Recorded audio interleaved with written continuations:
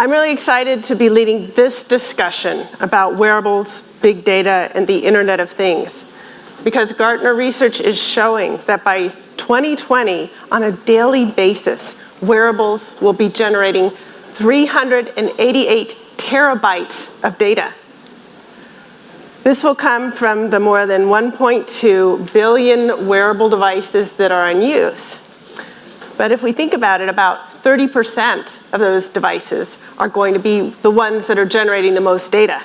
So in the audience, what types of wearables or use cases do you think are going to be generating the most types of data, the largest amount? What are you holding up?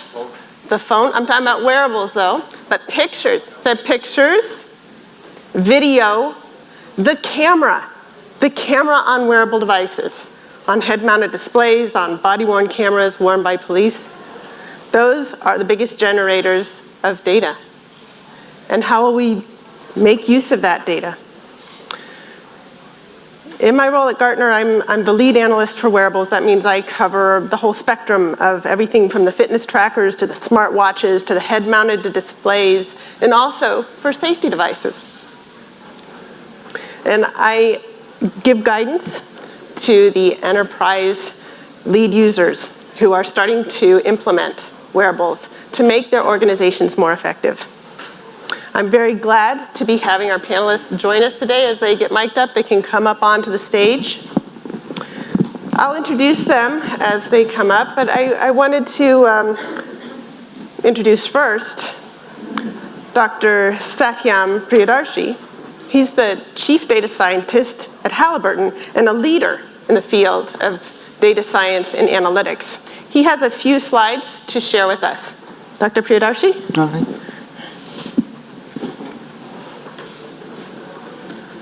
All right, good afternoon. So what I want to talk about is these things. Wearables, we are talking now actually a lot more than a decade back. It was in 1999 or 97 that when we started looking at wearables to actually use it in drug discovery process from a computational point of view. And it's been a decade that we haven't actually made much progress, but now suddenly it has become one of the most important things to look at in all industries besides drug discovery. What changed? So what revolutions are taking place that we need to actually leverage? And then what's the big data buzzword that people talk about? How does it fit? And then how do we actually leverage this in enterprise space? So those are some few things I want to talk about. So these are the 5 revolutions that I call actually change the way we think about wearables now. First one, everybody knows, is internet, right? There's nothing, no doubt about it. We just live off of it. The second one are these two, my favorite elephants. If I can ask you, what do you see here?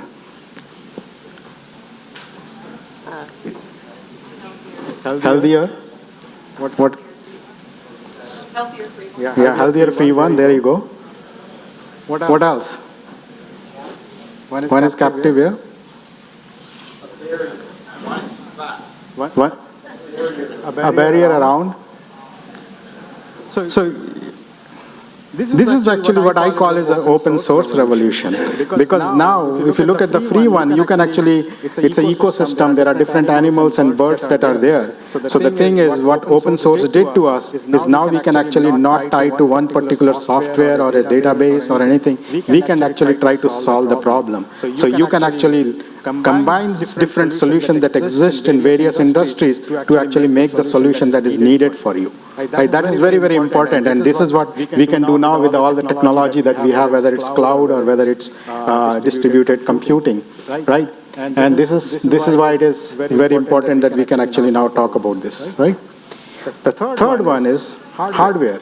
We always did processing on single processor. Of course, as we have seen devices outside, the devices are getting smaller and smaller. We actually carry gigabytes and terabytes of data in our pocket, basically, and generate that data. In fact, while we are sitting here for next half an hour, we will be generating gigabytes of data, which may or may not have value to you, but it has value to the people who are actually collecting the data, right? But the thing is, the computing power has changed. Nowadays, we can actually do what is called distributed grid computing.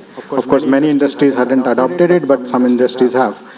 Distributed grid computing, when I was at AOL, we actually leveraged that on commodity hardware for multi-million users, simultaneous users. But when I talk about oil and gas industry, we are like far behind in it.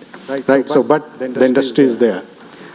The fourth revolution in terms of data architecture, if you know, many industries spend a significant amount on what is called building data models. Right? But if you think of it, that has to change. We can't spend so much time here because every day the people outside in the hallway can generate new devices and a different way of actually registering the data. That means we can't keep spending time on data models. That means we should be able to leverage any shape and form of the data that is non-relational, which may or may not be connected. The connection does happen in the compute layer. The last revolution that's taking place is in application.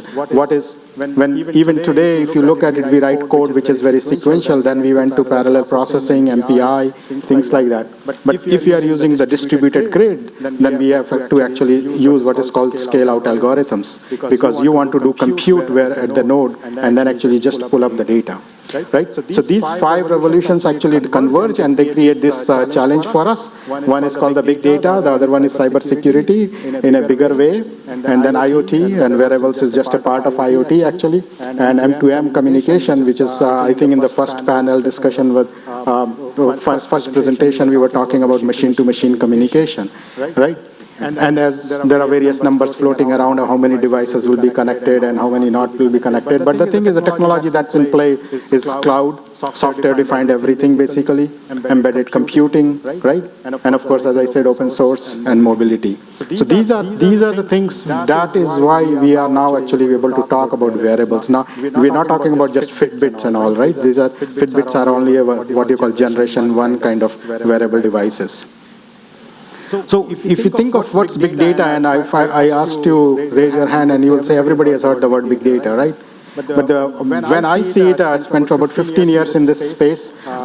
This is how people describe big data based, which is my analogy for the story. From 300 BC, 6 blind people are asked to describe the elephant, and each one will describe based on what the body part they touch and what they know. Right? And this is how we actually describe big data. In fact, these are the common definitions of big data. Right? Talk to the technologist and they will actually tell you Hadoop and Kafka and Storm and whatnot technologies. In a long list of those technology they will talk. Talk to the business intelligence folks and they will say it's a complex ETL process. And those who don't understand, they will say, oh, it's a buzzword. And I can tell you it's not a buzzword. I've spent 15 years doing this in multiple industries, so it's not a buzzword. Then we have a lot of consultants who will talk about data lakes. So I just showed you an example of a closed system. Data lake is a closed system by itself, by definition, so you can't innovate. So data lakes are a bigger data silo, so to say. But if you want to innovate, you have to go beyond data lakes. And then, of course, the technical definition that floats around the 3 V's, volume, variety, and velocity, right? But if you ask many of the people, they will say, oh, big data means volumes of data. But that's a fundamentally flawed definition, because volume means what? Right? If you look at a credit card or a banking transaction, if your transactions list is millions of rows, but if your metadata of that credit card is gone, that transaction means nothing. For our industry, if I lost the data for the sensors, the metadata of the sensors, all those metrics that we are collecting every minute, every second, has no meaning. How do I know if it's a temperature or pressure, what sensor it is? So it's a question of, it's not about the volume of data, it's a small to big data, right? So that's why it is, these definitions create confusion for us. For us, the definition that works is this one. This is about the revolution that is taking place by creating value from all your data, right? By leveraging all the emerging technology that is taking place and the complete analytics value chain, whether it's statistical analysis or whether it is machine learning, and we heard the word cognitive computing. We are far away from cognitive computing. Anybody thinks that cognitive computing is easy for many industries? It's not. Right? Cognitive computing is basically putting all our brain power into the system to actually make some sense. Right? So that's when real cognitive computing will happen. right? And then you have to build actionable insights. That means looking at patterns from the data which you have never looked at before, right? You connect the data from multi places. And since we are all in a business, we have to increase the stakeholder value. So we want to actually do innovation and strategy for the business as well. So that is big data all about. It's not about the volume of data, the velocity of the data, and this requires a different way of thinking. And in order to do that, we have to actually think of, there are 4 enablers for it. First one is the data itself, that the data should be as easy as Google search for a given problem. If I want to search for a problem, how easy the data is. Can you find? Right now, if you look in many organizations, if you want to find the data, you have to go to 15 people before you get the data that you want to actually analyze. Right? The second part is experimentation. That means which algorithms. Because I published a paper in neural networks, so you should also follow. That is not the right thing. You have to actually do for your own problem. At the end of the day, rather than building a lot of dashboards, what you have to build is recommendation engine. What exactly I have to do. So if you are wearing all those wearable devices which are outside, a person in the field has to actually do one thing. Can he do it, or does he have to have these 5 different graphs that he's looking at it and deciding what should I do now? Right, so goal is to build a recommendation engine, and that's what, so you have to move away from dashboards to actually actionable insights. Right, how do we do that? Is actually thinking about these problems, about building a personalized interaction with wearables, right? That means that will actually reduce the cost for us in operations and services. And in order to do that, we have to really think differently, not just saying, oh, this is a device, and we actually implement it, right? And we heard about some of those things in the early morning session as well. But most importantly is to leverage all the emerging technology, as I said. And in our case, we actually build a platform which is industry's first, for especially oil and gas industry, which is actually a highly integrated and modular platform, which is scalable. We are a technology agnostic, and as a result, if a new technology comes in, we actually can integrate it much easily than actually trying to remodel or re-engineer the platform. And across, if you know, the oil and gas industry, especially the upstream business, there are multiple industries by themselves, from geosciences to reservoir management to production, and all of these things actually require a lot more thinking process and to implement those things. So whether it's a wearable technology like a Google Glass, or is it a small sensors on your hand, or on an equipment, whether it's a video on the bottom hole assembly of the drilling process, all those data has to come in from multiple dimensions, right? It's a highly complex, multidimensional industry, and we actually think of building a platform in the first place. Thank you very much. We'll probably do question and answer later. All right. Thank you, Satyam, for framing our discussion. I'd like to introduce our other panelists. Next to me is Blake Burnett, Director of Equipment and Research and Development at Baker Hughes, and his career experience extends from oil field services to large-scale control systems in shipyards. He also has been involved in several startups and continues to mentor entrepreneurs. That's correct. And we have down at the end John Simmons, a technical executive at the Electrical Power Research Institute, EPRI. His current research is focusing on integrating back office applications and integrating with devices and also with personnel in the field. Welcome, John. Thank you. And in the middle, we have Brian Laughlin, who has spoken to us before here today. He's a technical fellow at the Boeing Company and is a key driver of the Internet of Things in the avionics industry. So I'd like to start by having Blake and the rest of you just give us a 1 or 2 minute introduction to what your role is with wearables and big data in IoT in your organization. Well, I'm in a division of Baker Hughes called pressure pumping, and we have about 4,000 pieces of equipment out there and tens of thousands of equipment operators. What I've been doing, where a lot of my time has gone here recently is IoT. I've been speaking at a lot of IoT conferences, but we've ran some big IoT projects where we put sensors on our equipment and transmit that data to the cloud. And then we developed data analytics software for analyzing the data. and we learned a lot of interesting things. I mean, primarily, that much data, when you're dealing with terabytes of data a year, the data flooding will catch you off guard at first. But we learned how to manage that data, gain insights, and then actually drive value by changing our business processes from it. I mean, when we first turned on one of our IoT systems, we immediately saved $16 million a year just from the fact that we were getting thousands of transmissions overheating every day. And we found out that the operators weren't cleaning the radiators. So those are the kind of things that we've been developing. And then, so that dovetails well into wearables because, keeping our operators out of harm's way is very important to us. And there are a lot of hazards in our business. And, one of them is actually silica dust. And so we have electronic silica dust sensors on our operators, but we haven't connected those to the cloud yet. That's probably the next step in this process. And then also we're kind of looking at IoT for control. Wearables for control. Recently I went to a conference where a guy was using some kids out in San Jose had hacked a Fitbit and were using it to control a drone. And that kind of got me thinking about along the lines of, man, that's just so dirt simple. And somebody mentioned earlier, a simple thing that does one thing is the best solution, right? But using a Fitbit to control equipment, I think is one application of wearables that just makes a lot of sense. So. Cool. So Brian Laughlin, I'm IT architect with Boeing.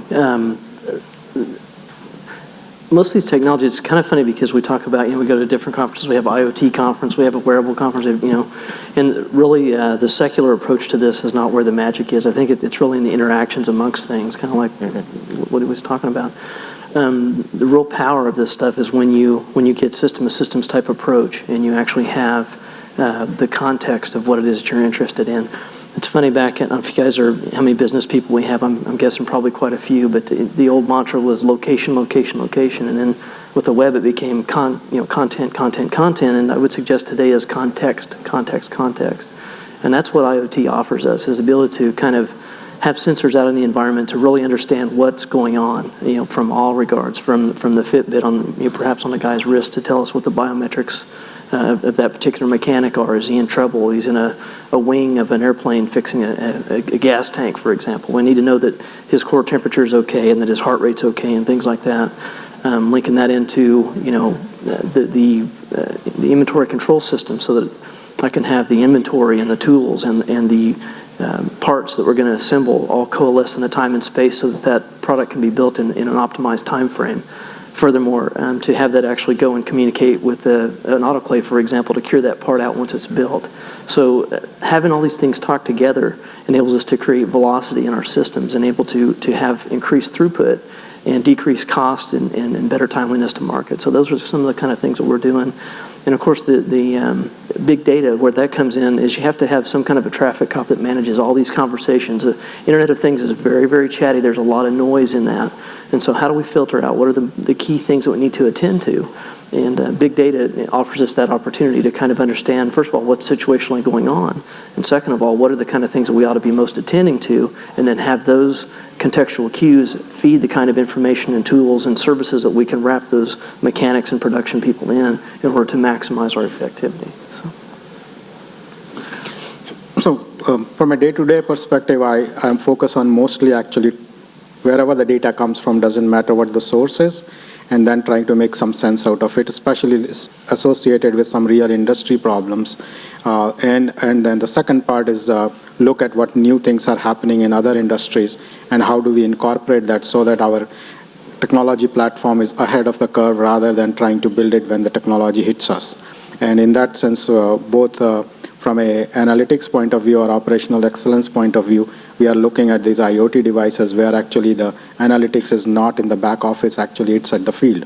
Because right now, if you look at majority of oil and gas companies, we actually do analytics in back office, and that is a time-consuming process because there is always a challenge of what is called the mobility gap. That means you can generate the data, but you can't push it right? And if you can't push it, then how do you do analytics? It's like not in real time. More goal is to push the analytics at the real time. So we're looking at how do we leverage various different technology, whether it is wearable devices or whether it is sensors, beacons, whatever it is, how we generate that and actually provide the analytics at the source. Okay, I work for EPRI, which is a 501c3 for the public good corporation. We were founded by an act of Congress in 1973, and our job is helping to provide the public with safe, reliable, affordable, sustainable power. Our primary funders are the electric utility industry. We do about $400 million worth of research each year. We have about 800 scientists and engineers working at EPRI. I manage a little section of that. And my research primarily focuses on big data, artificial intelligence, augmented reality, geospatial data and analysis, and distributed energy resources, or what you might say is integration of renewables. And these sound like all different things, but they're really different sides to a six-sided coin. I've been working there for almost 7 years, and I get to work. Our research is collaborative, so we work with electric utilities, and I work with great people like Alex Vukojevic, who was sitting out in the audience, and my colleague Matthew Buck, who's also sitting out in the audience. We do absolutely anything having to do with the electric utility industry, from saving eels from being chopped up by hydroelectric dams to inspecting the insides of cooling towers and nuclear power plants, just about anything you can think of. That's my background. Great, thank you so much. I'd like to put out a couple questions to you, and I'll address them to one person, but then please feel free, if the others have something to add, to jump right in. So Blake, can we start with you? In the big picture of the Internet of Things, do you see that there's certain types of technology that are not being utilized or maybe haven't taken off yet that will play a major role going forward? Yeah, definitely. One big part of the Internet of Things that is being handled right now is device management. And that's in the wearable space. I see this as being a huge problem going forward. But there are good companies out there. One I've worked with is MuleSoft out in California, but that handle device management. But I think I think that there's something really big in the Internet of Things that's being missed today, and that is something that I kind of coined the term IoT or API glue, and I actually found that word on the IFFT website, and what I mean by API glue is everybody out there is developing an API today. And I'm involved in these entrepreneurship circles, and you ask a young kid, well, you're doing a startup, what's it for? Oh, we have an API, right? Well, an API is not designed to speak to an API. And that gets into the machine-to-machine communications. I don't know if anybody here has played with the website IFFT, but IFFT stands for if this, then that. And you can go in and you can create a recipe. You can say, if this happens on one API, then do this on another API. So like you could scan news feeds for your favorite football player, and if he gets injured, change your FanDuel, right? Or something like that. I read an article recently, one guy had written an IFFT to, using the Amazon API, if he said, Alexa, pull out my car, it then picked up that, it opened his garage door, and it pulled his Lexus out into the driveway. And somebody, Tomas, this morning was saying, why do I want to be able to open my garage door from Holland? Yeah. Well, maybe you don't, but you can write an IFFT that, if your car's parked at the airport and your garage door's open, close it. Or if when my flight takes off from Holland, have my Tesla leave and go to the airport, right? So where I see this, where I'm going with this is somebody was talking about primary user development earlier this morning. In every company, there's people that they kind of pioneer a new technology, and they're being told, no, you can't do that, and then the corporation adopts it and it gets spread throughout the organization, right? Well, I see that happening with this IFFT concept. I see people automating their own jobs. People, say somebody in supply chain creating an IFFT that when an inventory gets low from the RFID system, that it places an order with this company, or things like that. Basically binding the SAP API to a different API and automating the workplace. And I think that that's going to grow into something even bigger, where when you start combining that with IBM's Watson, the big data, analytics, cognitive computing, machine learning, you start getting millions or billions of people out there writing these IFFT statements and automating things, and then you have cognitive computing picking that up and applying that to other things, or applying it to more people or more industries. So anyways, I see that as one of the biggest pieces to IoT that's not being looked at today. Anybody else? I agree with that. In fact, I appreciate the IFFT reference. We're actually using that in a project that we're calling ECHO, which is towards delivering point of use and time of need information for mechanics. With RFID, for example, everybody uses that for inventory reconciliation. So when you have a composite kit, which is more like milk or eggs in terms of expiring than a canned good, we need to use those kits in a FIFO type manner, and the composite material is very expensive, and the resins in them, if they're not used in a certain time window, we have to simply throw them away, which is a horrific cost, very expensive. So by tagging these kits, we can make sure that we not only use them in a FIFO manner, but a second feature that most people haven't really paid attention to, in my opinion, is not only can I reconcile the inventory, but the fact that kit's moving out of the factory, or out of the freezer, it tells me something about what's going to happen next, right? So namely, I'm going to build that part. Well, if I'm going to build that part, I need to have mechanics, I need to have the tool to lay the part up on, and transportation for all these things to coalesce at a time and space for that event to occur. So using IFFT, I can actually set up a conditional logic tree that will enable me to have all these things triggered from that single event, that by some basic assumptions that I can make based on actuarial tables and things that we've done in the past. Furthermore, I know that when that kit arrives and all these people and things and this part's being built, it's going to take about 8 hours in this example to build that fan cowl. Well, I can then back off the time that it takes to preheat the autoclave to send that product in there and get it finished from the time that it takes to build it. So what I'm producing through the IFFT application in that particular example is velocity through the system. I hope that makes sense. I'm trying to give you guys kind of a use case example of where, in real world terms, we're looking to use that kind of an approach. So I agree with you wholeheartedly. I think it's a really powerful concept, and I think we're going to see a lot more of that as we move forward. Yeah, that makes my day to hear somebody's actually using it in industry. Wonderful. So, John, I don't know if you remember my opening statements, I was talking about one of the big sources of data that wearables are generating is coming from the cameras and the video. And I wanted to ask you, what are opportunities and challenges to use photos and videos for their data? There's a lot of pictures being taken by a lot of people. And there are apps out there that basically collect all pictures that you just send in, and it builds a little alternative universe, patchwork, one picture at a time of all these different places. So that's kind of a consumer example of some of the opportunities. In the utility industry, who's ever called the one call number for them to come out and mark your lawn so you don't, when you dig it up, you don't run into anything? Anybody do that? Yeah. Do you know why you do that?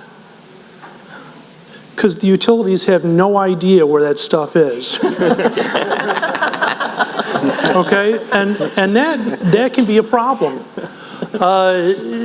So part of what I do, is, at least for electric utilities, is help them figure out where that stuff is. One of the ways I do it is by photogrammetric analysis, where I take a look at, for instance, Google Street View photos, and we have a neural network that virtually drives down the street, and whenever it sees something that looks like a pole, it says, hey, there's a pole. What's its GPS location, or what's its calculated position?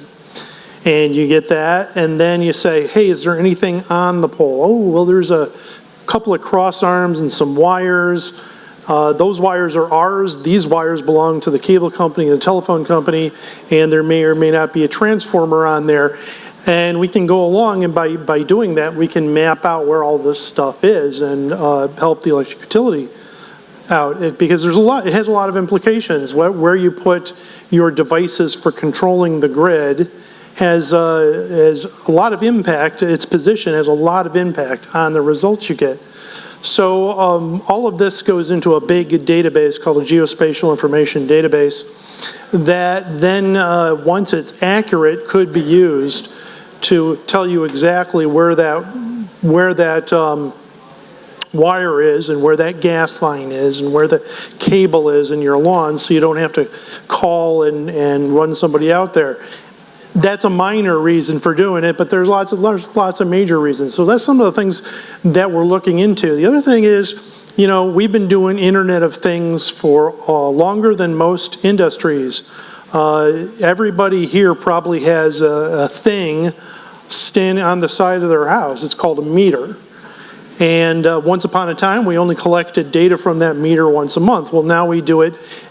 We can monitor 15-second intervals or whatever the interval you want is, and bring it back every 15 minutes. That has completely transformed the electric utility industry, because now every meter can be a way of controlling it. And the neat thing about the meters is, since they're smart, they have a little bit of CPU sitting there. Well, it doesn't take a whole lot of CPU to run a meter, so there's leftover capabilities there. What if we took all of those CPUs and we ganged them together and made little supercomputers?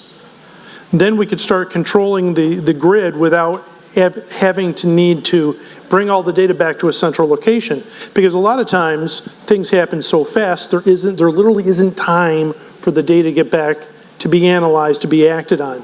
So why don't we start doing it out where the action is? So these are all the things that we're working on, but it all comes back to actually finding the stuff and showing how it's all linked together. Great, thank you. We have about 5 minutes left, and I wanted to open it up to you in the audience. What issues are you thinking about regarding your deployments of wearables, and how to utilize the data or integrate your devices with the larger Internet of Things? Yes, Roland. You can just stop. Well, the big data piece, I use it at home, but for me to use that at work, I'm doing half of them. Any cloud-based solution. So how do you overcome that hurdle of all these nifty cloud-based solutions that are basically just offerings for corporations?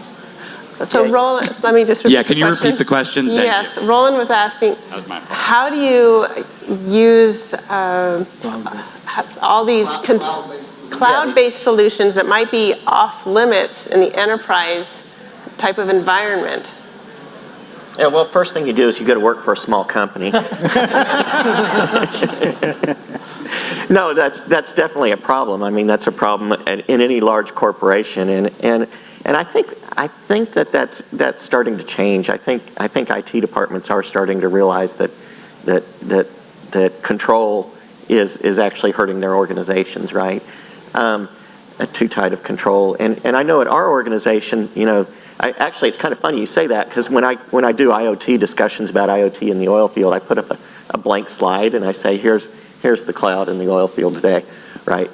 So, but anyways, but that's changing, and I think one of the things that you can do is just, if you can get people up high enough to give them a demonstration of the technology, that they will embrace it, right?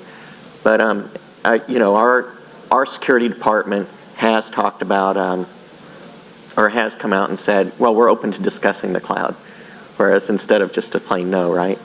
And that kind of brings up the whole subject. I mean, I could sit here for an hour and talk about security and the Internet of Things, but one thing I would like to say real quickly on that subject is, one conference I was at, a guy from Oracle who had come from Analog Devices, a really sharp guy, and he was saying,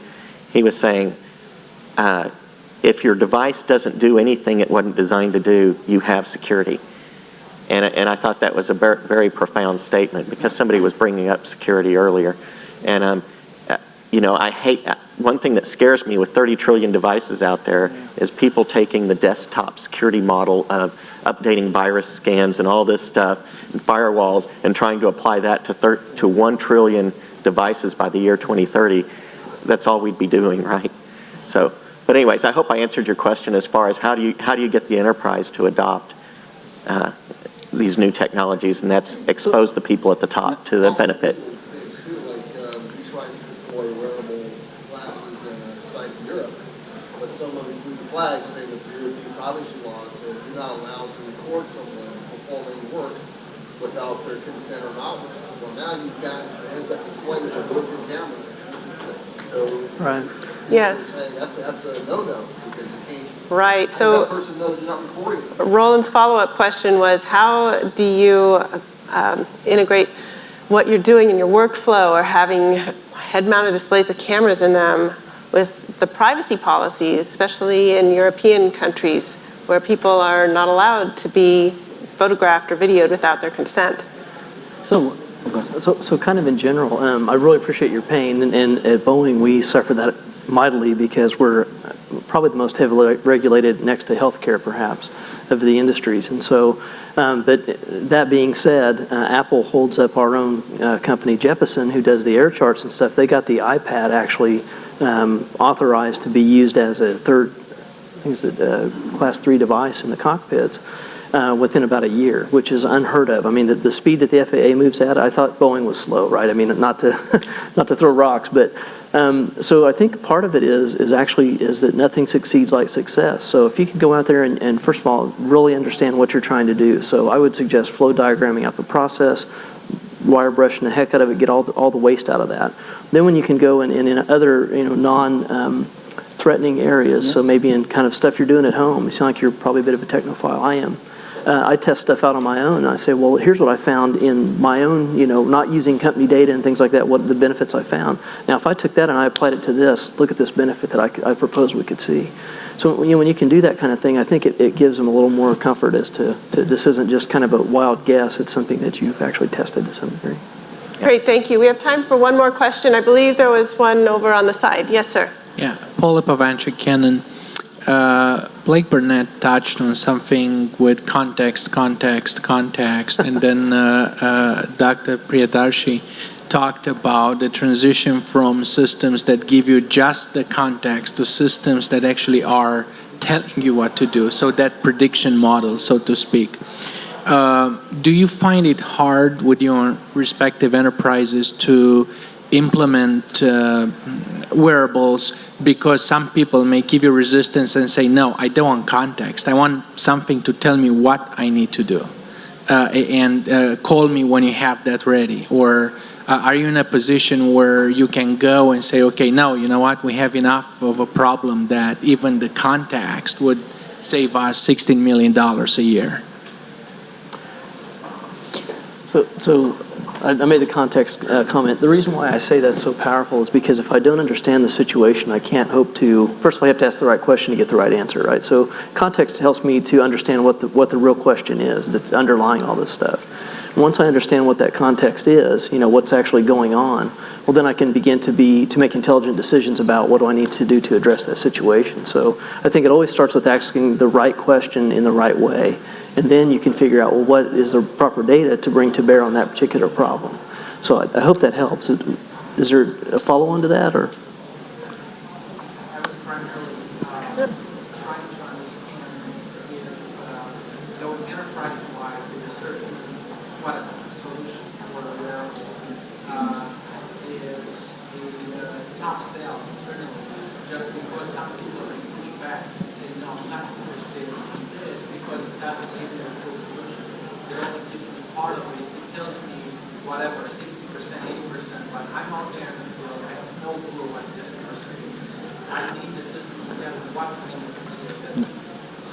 Yeah, I think in our case, as far as like the dust monitoring that I mentioned earlier, and that would apply to Halliburton as well, that's just a no-brainer. I mean, if somebody's breathing over the 5 milligrams per liter of silica dust, that the work site needs to be shut down.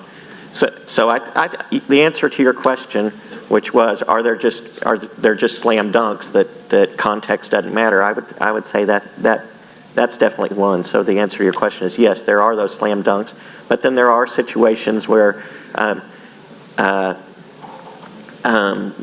people will push back. I mean, there's concerns about the glasses blocking certain views and stuff like that. So yes, the answer to your question is both cases are true. Yeah. It's an education of, one is the technology side, the other is the business side, right? And then whatever R&D you are doing with a new technology, it doesn't matter whether it's wearable or whether it's big data or IoT or whatever. It's actually, you have to actually do internal education at various levels before it can be actually operationalized. And that includes the legal aspect to the privacy aspect, right? Because if you look at the changes that has taken place in oil and gas industry, when they write their contracts, now they are actually saying that these are the changes that are taking place from last 5 years worth of contracts. So this is actually more education needed to everybody in the field. Great. Well, thank you so much for sharing your insights with us. Let's give the panel a round of applause.